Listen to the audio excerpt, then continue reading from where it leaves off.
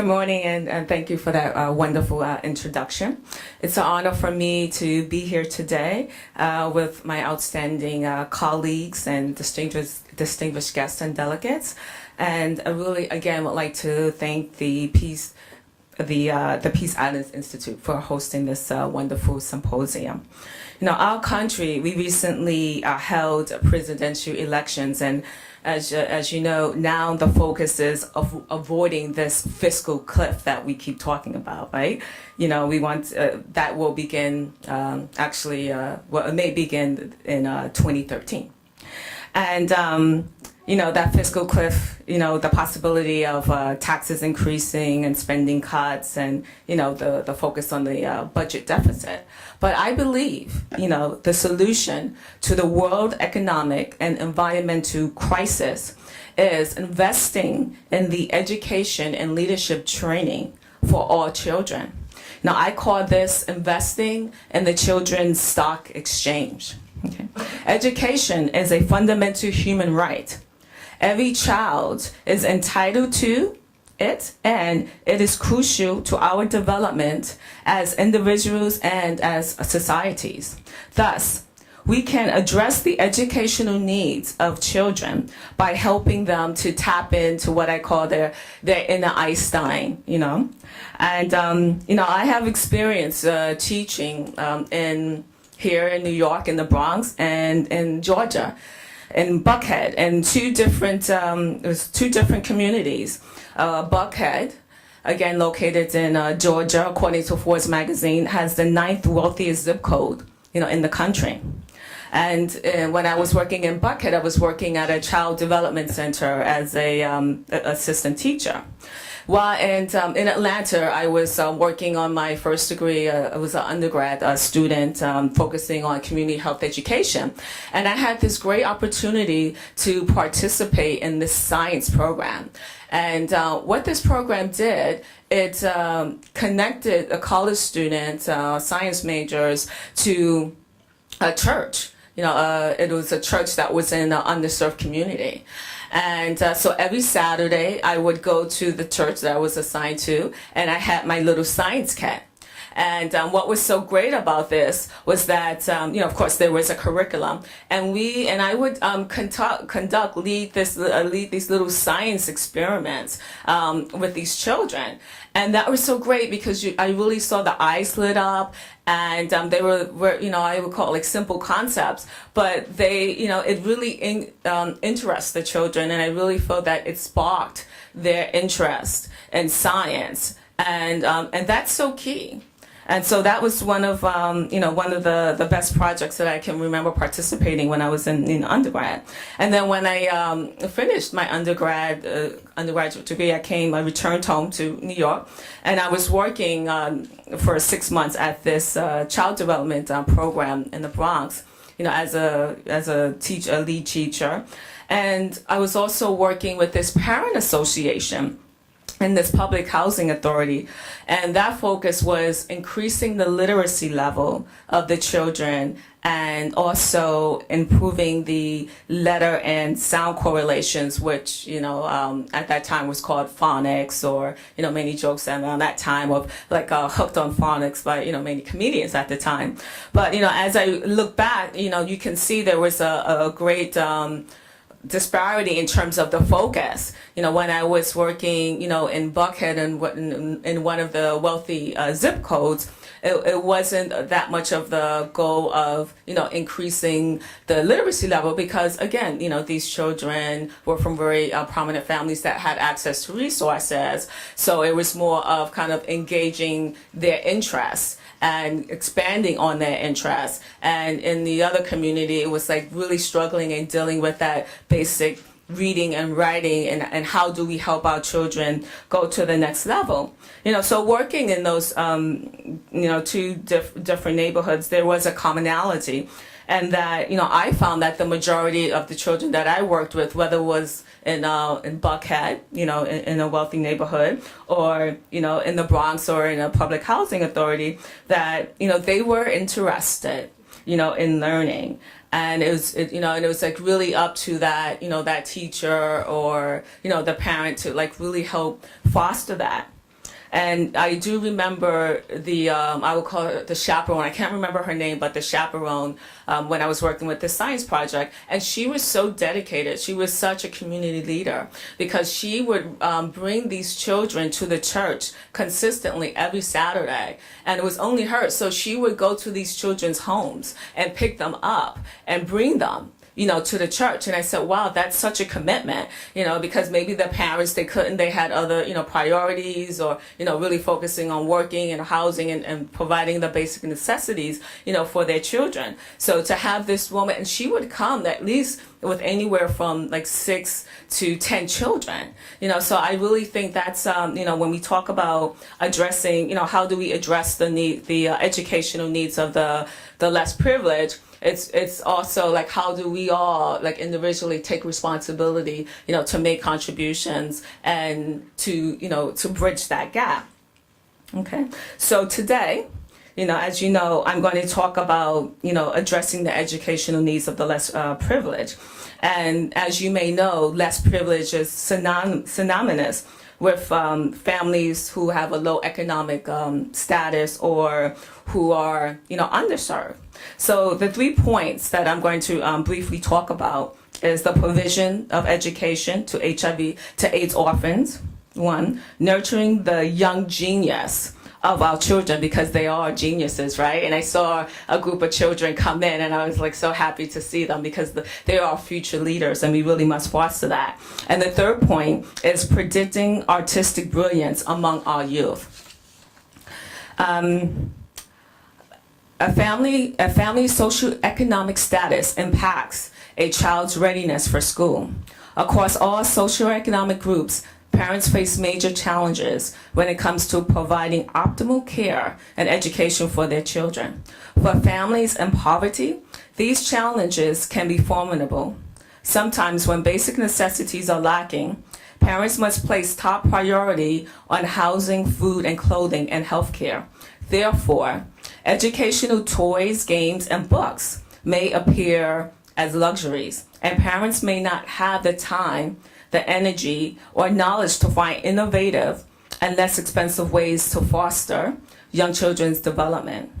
So children orphaned by HIV and AIDS often have less access to education due to economics. And just to give you a little data, I'm not going to bombard you with statistics, but it is estimated that more than 16 million children under 18 have been orphaned by AIDS. Around 14.8 million of these children live in sub-Saharan Africa. In some countries, which are badly affected by the epidemic, a large percentage of all children, for example, 16% of the children in Zimbabwe and 12% in Botswana and Swaziland are orphaned due to one or both parents dying of an opportunistic infection. So even with the expansion of antiviral treatment and access, it is estimated that by 2015, the number of orphan children will still be overwhelmingly high.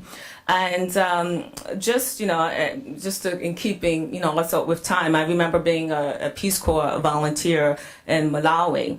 And I was assigned to the district health office. And I was part of the coordinator. We did this training, and part of the training was inside, buildings, facility, and then there was that field work aspect of it. So there was one week when we went out to the community, to some of the villages, and we did testing.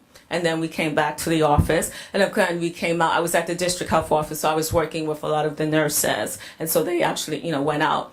So we came back, and then 2 weeks later, we had to go back out to the village to give the results. So I remember this couple.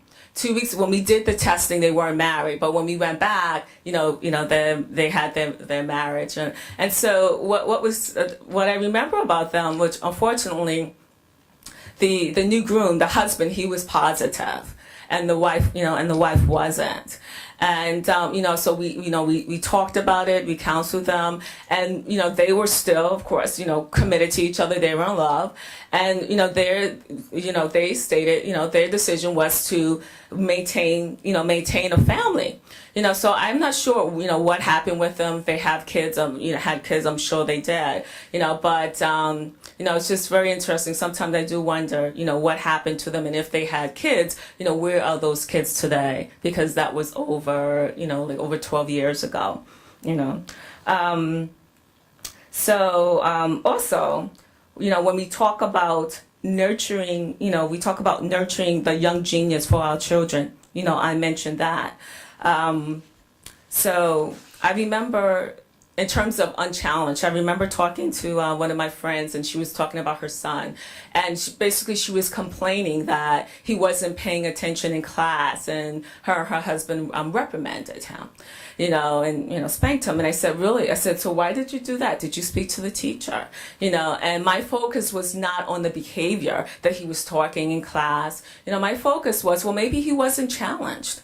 Maybe, did we have the conversation and dialogue with the teacher so that we can provide like supplementary activity, so it's not about focusing on the behavior, but also, looking at the root cause. Because many students spend days in school unchallenged, relearning material they have already mastered. And the failure to develop their talents means that fewer of them will become future innovators of products and services, creative thinkers to solve major economic and social and environmental problems, and leaders to tackle national problems and priorities, okay? So that's an example of, again, like really nurturing and looking at our school system to develop these leaders. And in this country, America's neglect of its talent is showing, particularly where math is concerned.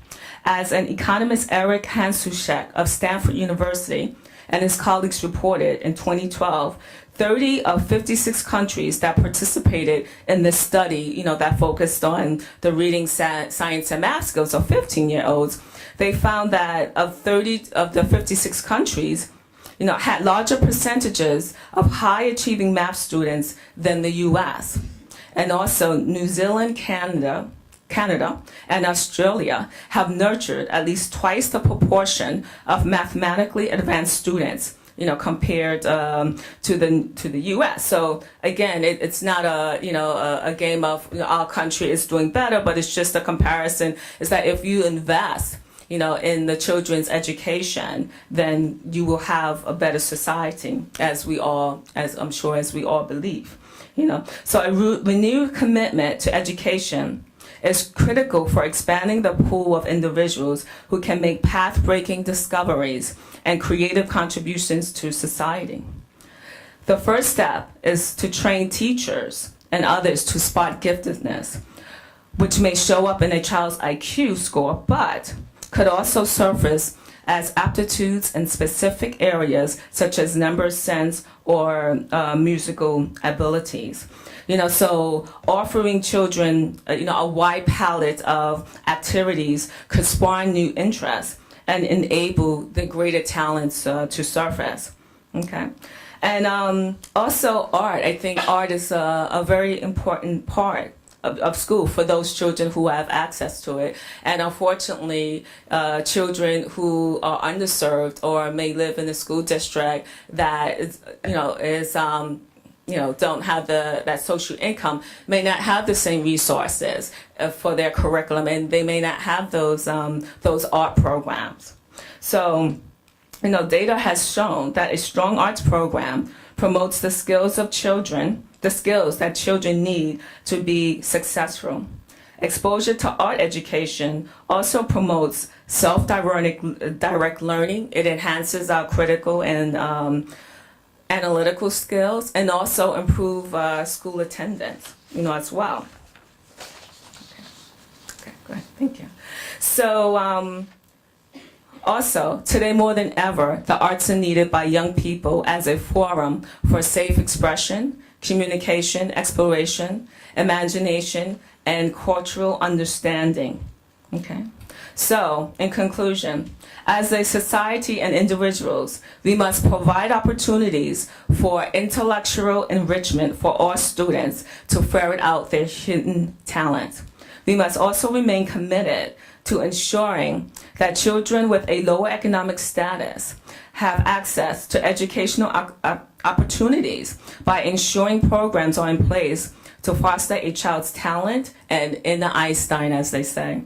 So join me in investing in the Children's Stock Exchange by participating in the 1 Million Friends campaign that Dr. Okika stated earlier. Thank you very much.